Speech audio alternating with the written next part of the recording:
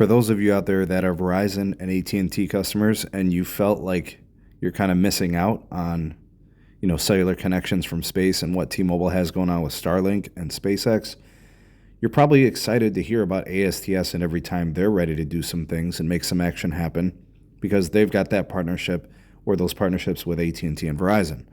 But things have been going pretty well. I think that, within the next several months, you're going to be hearing more about the connectivity, the testing, potential beta becoming available, those kind of things, the same things we've been getting from T-Mobile and SpaceX and Starlink. But there is one thing, and I want to discuss that here, and that's going to be cost. We've seen what T-Mobile's decided to do. They're charging some of their customers $5 a month for the features. Some are being charged $10.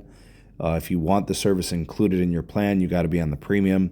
So they've kind of created a premium upsell kind of approach to this.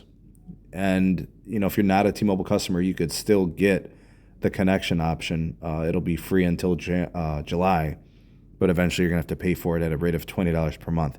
Now, that seems crazy, but I'm going to explain to you guys why it's $20 a month, because there's some information that just came out. The ASTS CEO was speaking, I think, at some kind of like a technology conference, and he was speaking to the Rakuten CEO, I believe, or technology officer, some kind of conference that was going on possibly at one of these conferences. And anyways, apparently it costs ASTS $5 to $9, somewhere in that range, to provide 1 gigabyte of service, 1 gig of data.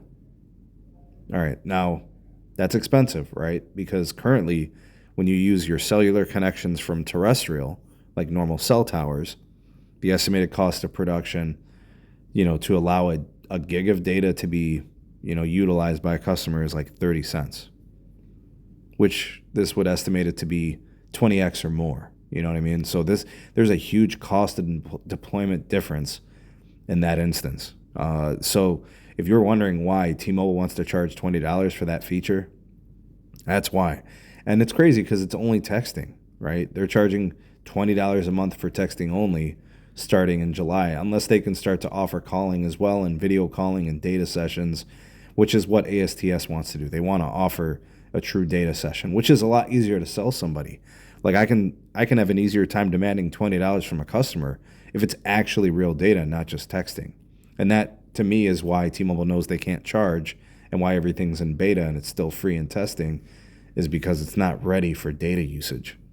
But this is pretty eye-opening. So if you're an AT&T customer or a Verizon customer and you're excited about the future of non-terrestrial networks and cellular from space, you're going to be paying for this feature. It's going to be a premium feature. Like 1 gig of data is going to cost you at least $10. If the cost of production is $5 to $9, 1 gig of data is going to cost you at least 10. It might cost you 15. Hell, they might go 20. They're in the business to make money. ASTS and Verizon. Now, they're all partners and everything's cool, but this is important to think about. I want you guys to let me know what you think. How much are you willing to pay for 1 gig of data as a Verizon customer, AT&T customer? Let me know. Drop me a comment.